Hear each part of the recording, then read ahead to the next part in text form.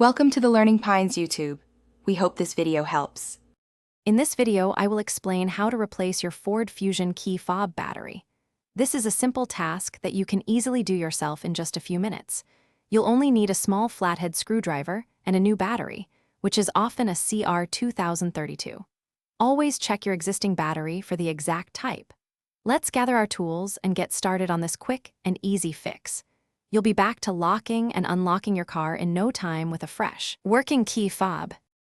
Now let's open up your key fob. First, press the small release button on the side and pull out the physical emergency key. This reveals a small slot. Take your small flathead screwdriver and insert it into this slot.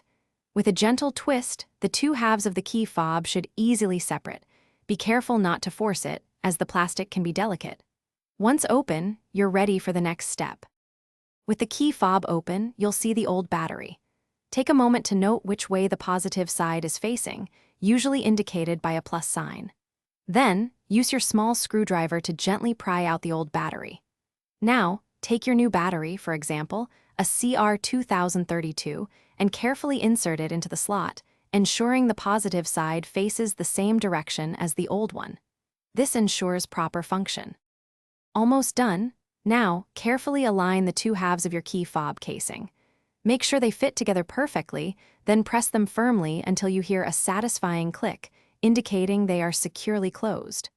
Don't forget to slide the physical emergency key back into its slot. Finally, test your key fob by trying to lock and unlock your Ford Fusion.